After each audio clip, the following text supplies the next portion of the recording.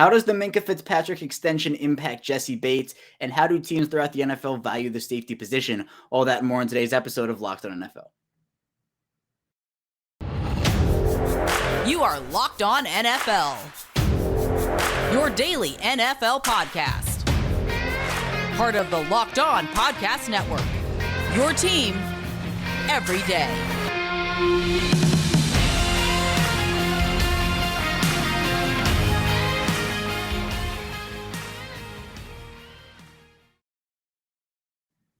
Welcome into another episode of the Locked On NFL podcast, part of the Locked On Podcast Network, your team every day. It's Monday, so that means you have me, Kevin Oestreicher, the host of Locked On Ravens. And thank you for making Locked On NFL your first listen of the day. We're free and available on all platforms, including on YouTube. And today's episode of Locked On NFL is brought to you by Bet Online. Bet Online, as we covered this season with more props, odds, and lines than ever before. Bet Online, where the game starts. And we're back here with another Monday edition, and it's going to be a jam-packed one. We're going to be talking a lot about the safety position. In fact, we're going to be talking all about the safety position as we're going to talk with Chris Carter of Locked On Steelers, Jake Liscow of Locked On Bengals, and Ryan Tracy of Locked On Chiefs about the safety position. Now, the big news throughout the course of the last week was safeties, and the big news being Minkah Fitzpatrick's extension. So we'll talk with Chris Carter in the first segment about that extension, the value, the timing, and more. In the second segment, we'll be diving into what that actually means for another AFC North rival of the Pittsburgh Steelers and the Cincinnati Bengals with Jake Liscow, as we talk about what that means for Jessie Bates, one of the better safeties in this league, who was also up for an extension. And then in the final segment, we'll move over to Ryan Tracy and talk about Justin Reid, Juan Thornhill, and that Kansas City Chiefs secondary that did lose Tyrann Mathieu. So let's now dive into our first interview here with Chris Carter of Locked On Steelers about Minkah Fitzpatrick. Joining me here now to talk about Minkah Fitzpatrick is the host of Locked On Steelers, Chris Carter. And Chris, I feel like this deal for Minkah Fitzpatrick, it recessed the safety market. This was something that had to get done for the Steelers. How are you doing? Doing great, Kevin. It really was. I talked about this on the Thursday edition of the Locked On Steelers podcast last week, right after this happened. But the Steelers needed to get this done. He's a leader. He's a playmaker. He's a two-time first-team All-Pro safety.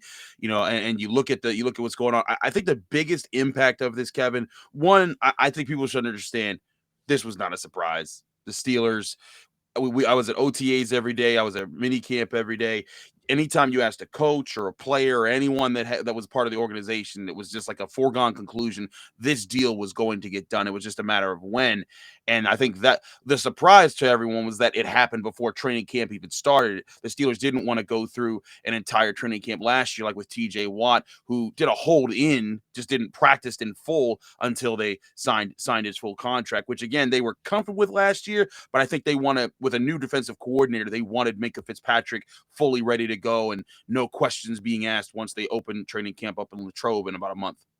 Right, and we'll talk about the specs of the deal in a couple of minutes. But Chris, that's where I wanted to start with you in terms of just the timing of the deal, because there was maybe, did you expect this deal to happen a couple months earlier, or obviously with the way that it happened? When did you expect this deal to happen? Because obviously coming before training camp, that is a big get for the Steelers to be able to get this done without having to go through that training camp, without having Fitzpatrick under contract here.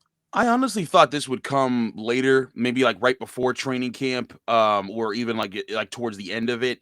But it makes sense. One thing that we have to understand, though, this is a new Pittsburgh Steelers front office. Even though it's going to look almost very much the same, they got a new general manager in Omar Khan. He was like a right hand man for Kevin Colbert for 21 years. So I mean, the guy, he knows the Steelers. He's been the Steelers numbers expert for quite a long time.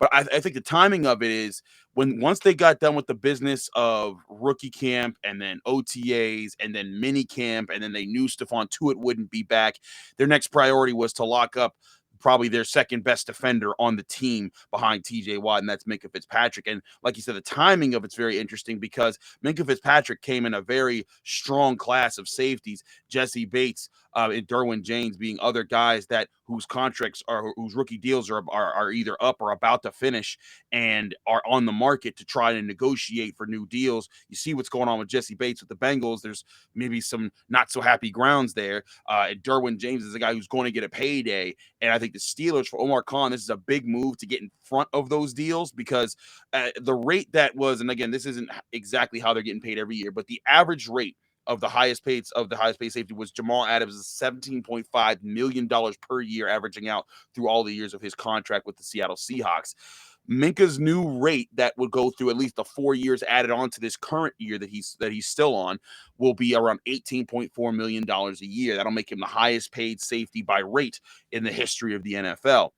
The thing is, of all those other safeties and anyone else that's trying to test the market, that is Minkah Fitzpatrick getting in, and he's the only one that has multiple first team all pros, who's had those kind of seasons where everyone knows, like, yeah, he's just been the best safety in the NFL this year.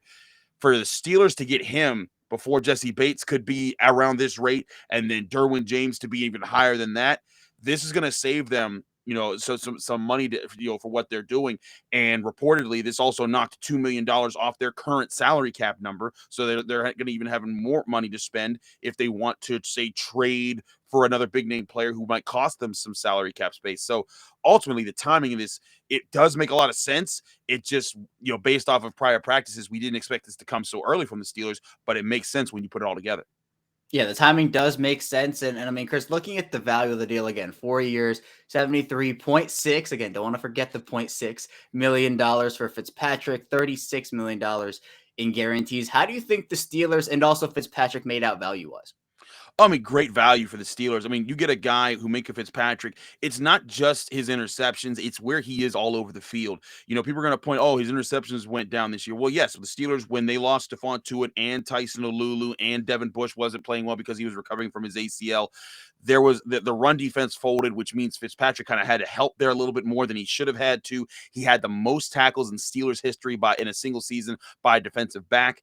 But you still saw in many key plays, I guess, in the Ravens game and at the end of the season, a long pass down the sideline. He's playing cover two. He had to cross half the field to get there, but he still found a way to knock the ball out of Marquise Brown's hands. He knows how to read offenses. He knows how to study the game, and he's a heck of a leader that gets everyone kind of focused in around him. And since he's been on the team, the Steelers went from being one of the worst deep ball defending teams in the NFL a few years ago before he got to the Steelers to being one of the best consistently over the past 3 years. So you look at what he's been able to do for the Steelers. They're like, that's a captain. He's 25 years old to be 26 sometime in the middle of this season. You're getting that guy for his prime all the way through 2026. That's a great value to the Steelers. And if you're Minkah, you're the highest paid safety in the league. You may not be, when these next two guys sign their contracts, but you're going to be a rich man when this is all said and done. And you're doing it with a team. And he said, quote, I want to be with winners. And he's like, the Steelers, they're about winning. That's where I want to be. Yeah, and I know for Fitzpatrick, he is obviously one of the most important members of that defense. But Chris, are there any other extension eligible players that we could see down the pipeline here for Pittsburgh, or was this really the last one that they needed to focus on? And now they have that done. Definitely wouldn't say the last. I suggest you go to read SteelersNow.com, where I work. We actually had a report. Danny Smith, the special teams coach, talked about how Chris Boswell's contract is up. Him and Tucker, they're 1A, 1B, man, in kickers and doing well in football.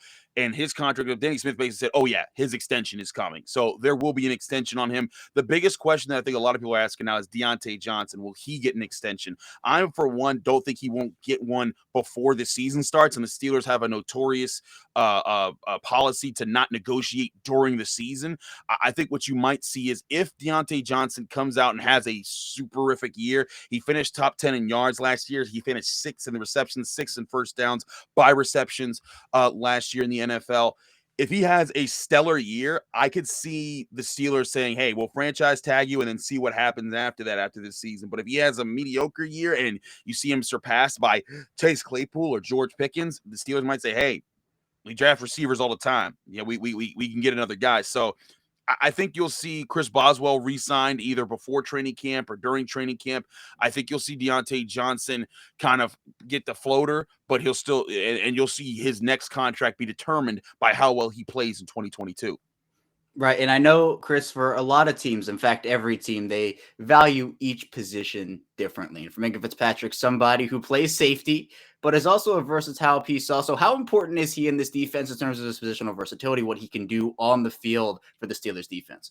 Well, the biggest thing, Kevin, is that he's able to line up in several different spots and communicate and hold everyone else down. He knows how to. He's very much playing those chess games in his head that coaches play. I could tell you if you just watch some of the videos, even just from the most recent practices, even when he's not working with a team, he's just there. He's behind the defense, calling out plays, calling out adjustments, saying this is what's coming, this is what's coming. He's a student of the game, and he gets other guys to lock in like that. The Steelers don't want to have to use him at the sub package linebacker spot like they did a few times last year because they were just so hurt up at that spot. But they prefer to make him a center fielder. But what the Steelers are going to do, and I've been predicting this for weeks on my show, months even, ever since we knew that Terrell Austin would be the new defensive coordinator, they're going to have a lot of different looks this year that switch up the alignment of where their safeties and corners are lining up to try and confuse you so that you don't get one spot. Even Joe Burrow talked about during this past season how Minkah Fitzpatrick's a guy that when he lines up in one spot of the field, you cannot book that he's going to stay there. He's going to fly all over the place. You have to know where 39 is at all times. That's where the Steelers use him, is that chess piece. Put him where you think he's going to be at his best service and let him decide. Let him use his football instincts to make those plays. I would say a little akin to Troy Polamalu, not as much because he's not the strong safety. He's the free safety. He's got more responsibilities on the back end, but the Steelers give him a lot of liberties to make the calls that he sees and make the judgment calls he sees to be able to make the big plays, and they're looking forward to having a defense that lets him make more of those big plays this upcoming season. Yeah, well, I know it was very, very important for the Steelers to get this deal done now, at least before Jessie Bates, before Derwin James, as you talked about, Chris, and now the Steelers have one of their defensive pillars in Pittsburgh for a very, very long time. Thanks so much for joining me here, Chris. Thanks, Kevin. I think that the value for both the Steelers and Fitzpatrick on that deal, I mean, really good all around. Also, the timing, I think, was very important before training camp. And it does mean that Fitzpatrick is locked in as one of the Steelers' defensive pillars for a very, very long time now. 5 years if you include the last year of that rookie deal. But we'll head into our first break here on Locked on NFL. Still a ton to talk about. When we get back, we'll be diving into what the Fitzpatrick extension means for Jessie Bates with Jake Liscow of Locked on Bengals. So be sure to stay tuned. Still a ton to talk about here on Locked on NFL. First, though, I do want to tell you a bit about Blue Nile and whether you're ready to pop the question or you're celebrating a milestone moment. Find Julie as unique as her with the modern convenience of online shopping at BlueNile.com. Blue Nile has simple online tools that let you choose a diamond shape, size, and clarity, as well as setting style. Blue Nile's bench jewelers will then handcraft her perfect engagement ring. Each ring is one of a kind. If you're looking for fine jewelry, but if you're having trouble choosing, Blue Nile has jewelry experts on hand 24/7. They're available via phone or even chat to help you find a memorable gift at every budget. So make your moment sparkle with jewelry from BlueNile.com. And Locked On Sports listeners get $50 off of purchases of $500 or more. This podcast exclusive includes engagement. Use code Locked On. That's code Locked On. Plus, every order is insured, ships free, and arrived in discreet packaging. Don't give away what's inside. Shop stress free and find your forever peace. Go to BlueNile.com today. We're back here, our second segment of Locked on NFL. Kevin Ostreicher, your host, still here with you. And again, thank you for making Locked on NFL your first listen of the day. Be sure to check out the Ultimate NBA Mock Draft. It started June 16th with over 50 insiders. Nothing equals the Ultimate NBA Mock Draft. A Locked on NBA Big Board experts plus Odyssey insiders. Again, that first pick was on June 16th. So search the Ultimate NBA Mock Draft and follow now so you don't miss a pick. But now we're going to dive into the Jessie Bates conversation, a big one with Jake Liscow of Locked on Bengals, what that Minkah Fitzpatrick extension means for the Bengals safety coming up now. Joining me here now to talk about some more safeties is Jake Liscow, one of the hosts of Locked on Bengals. And Jake, I know Jessie Bates has been a very popular topic in Cincinnati over the last couple of seasons. How you doing? I'm doing well. Jessie Bates should be re-signed. He should have been re-signed last year, and the Bengals may be reaping what they sowed when they didn't get that done. Right, and the price of safeties continuing to go up here. We've seen some very big deals happen over the past couple of years. Jamal Adams, Marcus Williams, and now Minkah Fitzpatrick of the Pittsburgh Steelers. So some AFC North safeties getting paid, and it feels like Jessie Bates should be the next one, should have been the next one. I mean, what's going on in Cincinnati with this whole process? Because Bates has proven himself as one of the best safeties in this league, but still without a deal now and playing on the franchise tag as of this moment. I think the Jessie Bates is one of the best safeties in the league is a really interesting point to discuss and would be interesting to talk about with some NFL front offices because I don't know if the NFL sees it the way that NFL media and some of the analytics companies see Jessie Bates and film grinders see Jessie Bates. Although I think if you talk to coaches, they would say, yeah, Jessie Bates covers up a lot of warts potentially in that Cincinnati Bengals defense, which took some big steps in their Super Bowl run. But you look around the safety market, like you said, Kevin, 18.25 million for Minkah Fitzpatrick per year, setting the safety market at $700,000 more per year, higher than Jamal Adams' deal. And across the board, you're seeing total guarantees on contracts for safeties 36, 38, 33, 35, $37 million dollars. And I think that is a primary sticking point. Jessie Bates changed agents to super agent David Mulligetta, and that tells you what he's looking for. He's looking for top of market money. He's looking for high guarantees. You look at what Mulligetta got for Deshaun Watson in a fully guaranteed contract in Cleveland. And I don't think that Bates is looking for a fully guaranteed deal, but he's looking around the NFL and he's seeing these guaranteed numbers for safeties. And he's thinking probably that he wants something in that range for guarantees. And I think he also thinks he's one of the best safeties in the NFL. Now, is he looking for market setting money? I'm not sure about that, but I think that you look at the Justin Simmons and Harrison Smith deals, 15.25 and 16 million per year respectively, and Jessie Bates has been looking at those as a potential model for himself, or maybe the Marcus Williams deal at 14 million per year as a model for himself. And like you said, Kevin, the price tag just keeps going up as the salary cap and revenues continue to increase. This is why the retrospective analysis continues to be the Bengals should have gotten this deal done when it looked like it was a no-brainer gimme putt last year around this time. Yeah, and Jake, is that part of the thing that Jessie Bates camp is now going back to the Bengals with after this deal? Is the fact that the market continues to rise, the revenue share keeps going up, the salary cap now continues to rise. What are the main arguments that Jessie Bates camp is going back to the Bengals with and saying, hey, more money should be on the table here now?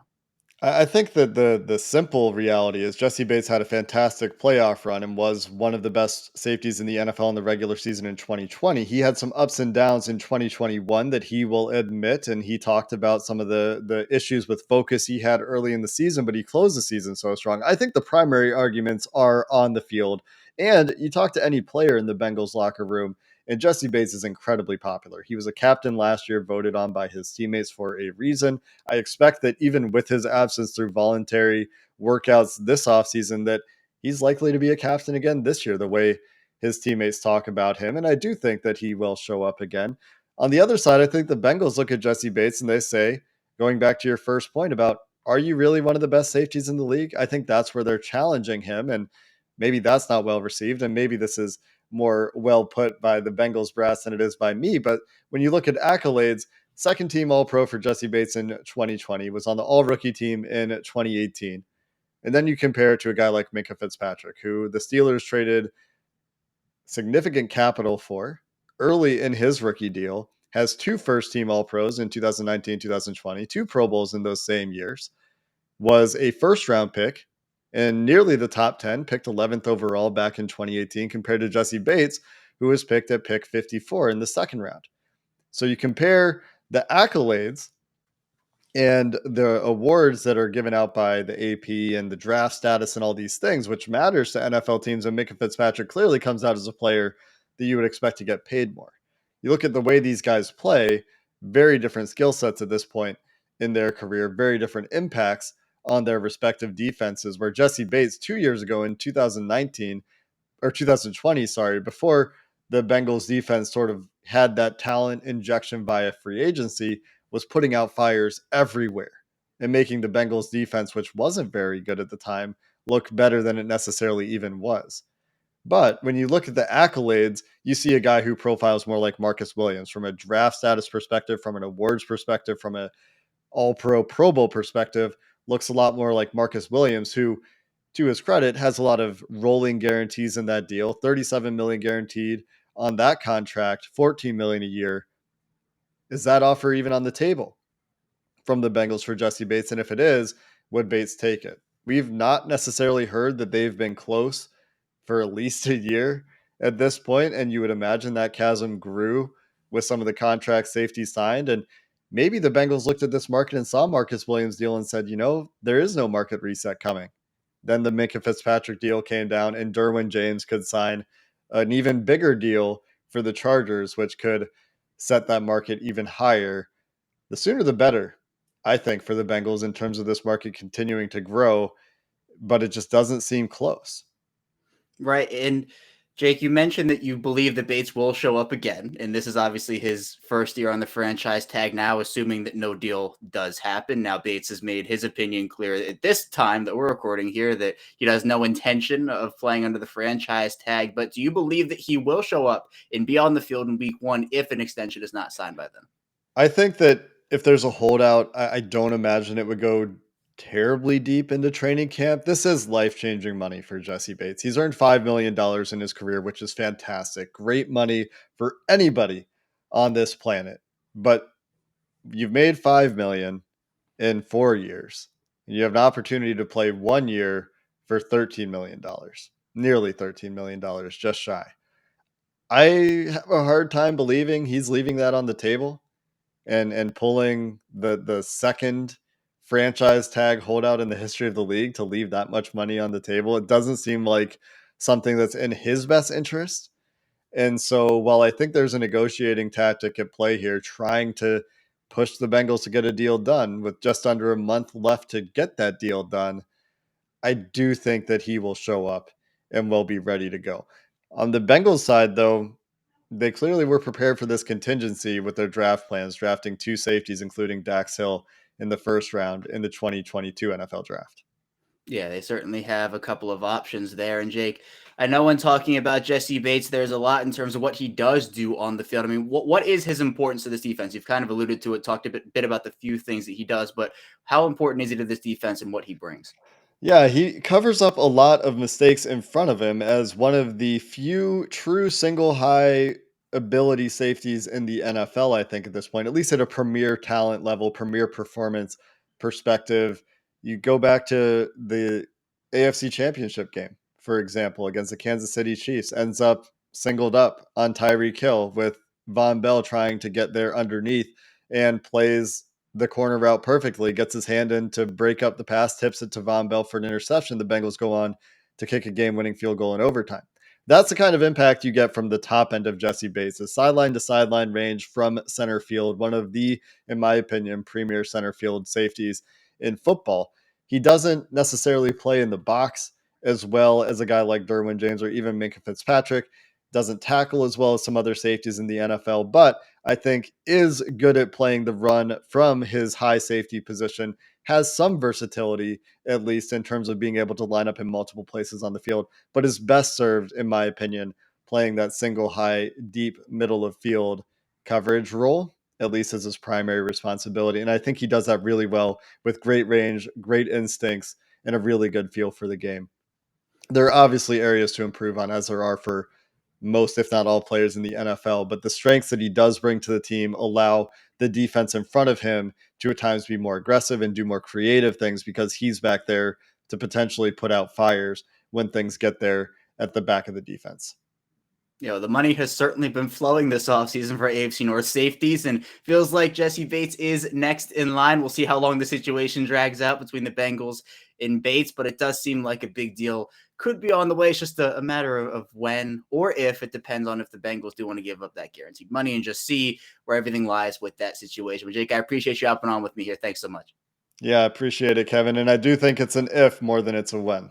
The Bates situation is one between Cincinnati and the safety that feels like it could have a little ways to go before it ultimately gets resolved, whether that is an extension between Bates and the Bengals, or you have Bates leaving potentially and signing with another team. So that Fitzpatrick extension, it does have a lot of implications on what it does mean for Bates and his future in Cincinnati and what the Bengals might have to pay him as opposed to what they could have paid him before the Fitzpatrick extension. But we'll head into our final break here on Locked On NFL. Still a ton to dive into. Let me get back. We'll be talking with Ryan Tracy of Locked On Chiefs about that Chiefs secondary, including Justin Reed, Juan Thornhill, and the departure of Tyrann Mathieu. So be sure to stay tuned. Still a ton to talk about here on Locked On NFL. First, though, I do want to tell you a bit about Bet Online, and BetOnline.net is number one source for all your sports betting needs and stats, as well as info. Find all the latest sports developments, league reviews, and news, including this year's NHL playoffs and Major League Baseball. BetOnline is your continued source for all your sports wagering information, including live betting, esports, and more. And BetOnline.net remains your number one source for all your sports scores, podcasts, and news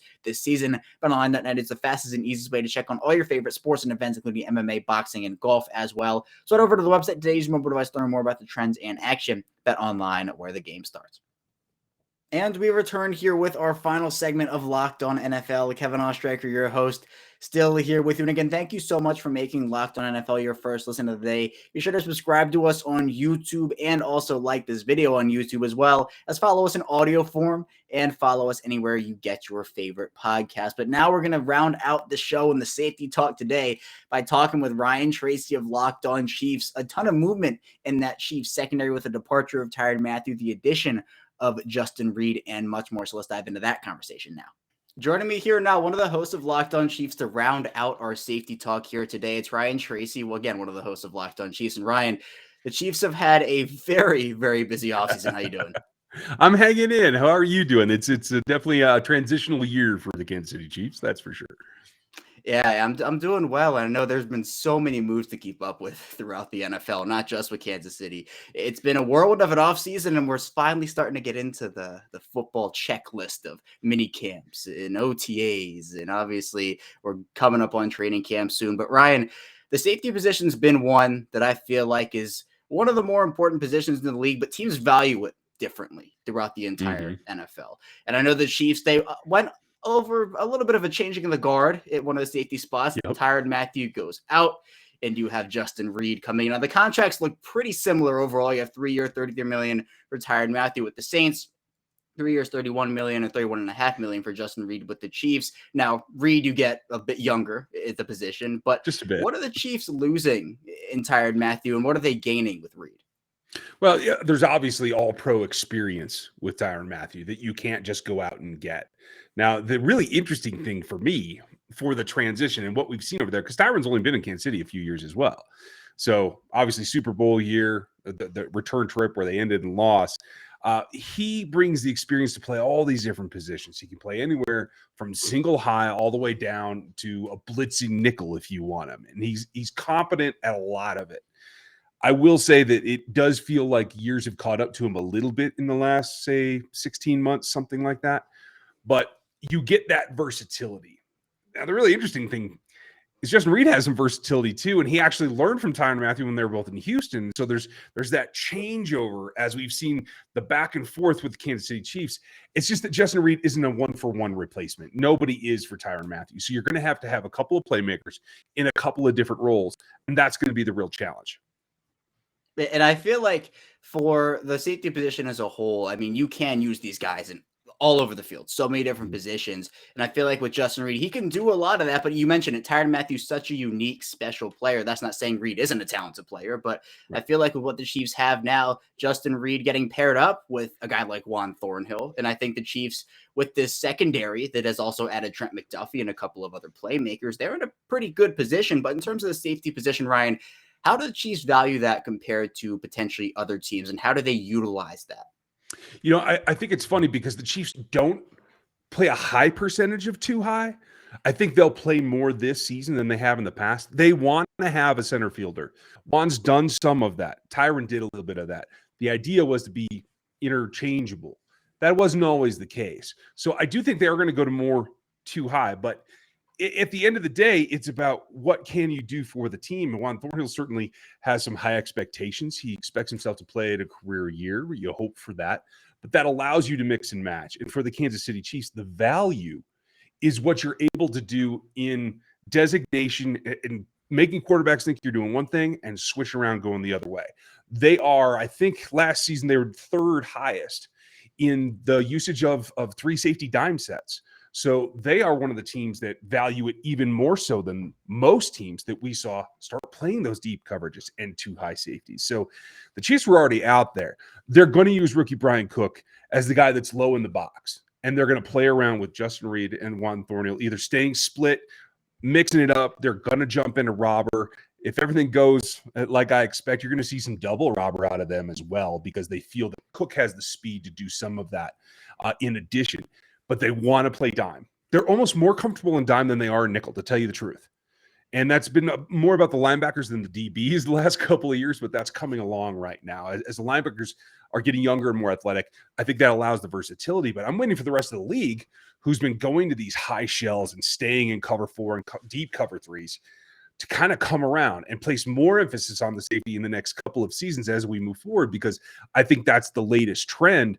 And for the last 5-6 years, it's been the safety's been the afterthought from the corners. What the Chiefs have concentrated on is we're going to get good raw talent. We're not going to overpay for corner. We're going to put our money into safeties that can play over the top and kind of help everybody and keep that blanket in front of them. That seems to be what they're doubling down on. Well, Ryan, you also mentioned that moving to the future, and I know that the Chiefs have a couple of extension candidates. One of those is Juan Thornhill, and I know with the Chiefs and their salary cap situation, which has been magnified throughout the entire league, and fans, how do they spend all this money? Well, the Chiefs are going to have to make some decisions, and Juan Thornhill is one of them.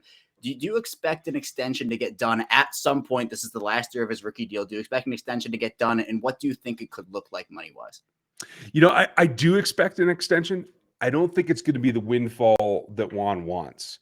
Last year was very iffy. The team and the leadership on the defensive side of the staff really was pushing to get him to click. Now, he had an incredible rookie season, outplayed Darnell Savage, who were the top 2 safeties on my board. And if you guys want to run down draft stuff, you can always jump over to Locked On NFL Draft with me and Eric Crocker, because we run them all down. And we are in that, like, hey, what did you do 3 years ago and where did you miss? Well, I didn't miss on Darnell Savage or Juan Thornhill, to tell you the truth. But those 2 guys were competing, and then he blows the ACL, and he hasn't been the same player since.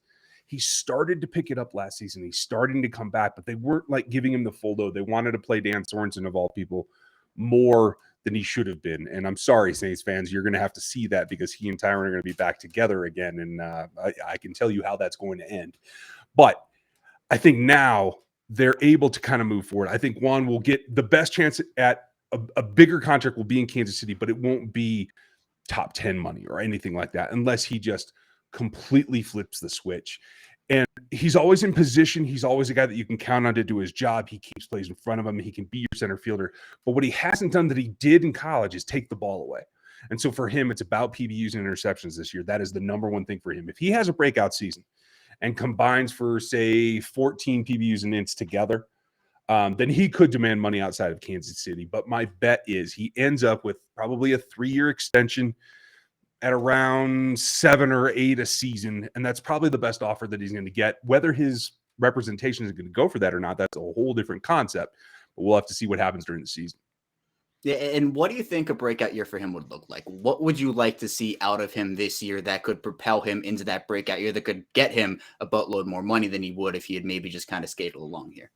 Well, what we haven't seen from him is, because Tyron was so good down either between the nickel and the robber spots, they didn't allow him to do that very much. When Tyron missed games, all of a sudden you saw it pop every now and then. So I think he will have more opportunity. That's key for him. But a career season for him is going to look like that 12, 14 PBU, 3 interceptions. That's going to be his career mark, that he is actually impacting multiple games himself and making those plays. If he does become a playmaker, that will get him paid. Yeah, it's all throughout the league. We've seen now this extension from Minkah Fitzpatrick, Marcus Williams getting a big deal. We know Jamal Adams and Harris, all these contracts. Safeties can get paid if they have those breakout seasons, and with the market continuing to get reset. I don't think Juan Thornhill is going to necessarily reset the safety market, but there is money to be had there, and he's a very, very talented player. And obviously with Justin Reed next to him, that's a very formidable safety duo if both of them are able to get back and be able to be very, very quality players for that Chiefs team. But Ryan, I appreciate you hopping on me here today. Thanks so much. Thanks for having me. Appreciate it. That Chiefs secondary, they have a lot of talented pieces. Obviously, the departure of Matthew might hurt in a couple different ways, but the addition of Reed, Juan Thornhill, and a bunch of other talented playmakers there, I think that will make up for it. And we'll see how that secondary ends up shaking out for sure. But that's all I have for you here today on Locked On NFL. Thank you so much for tuning in. When I get back here tomorrow, we'll be diving into more NFL content with your Tuesday host. So be sure to stay tuned for that. We will see you right back here tomorrow.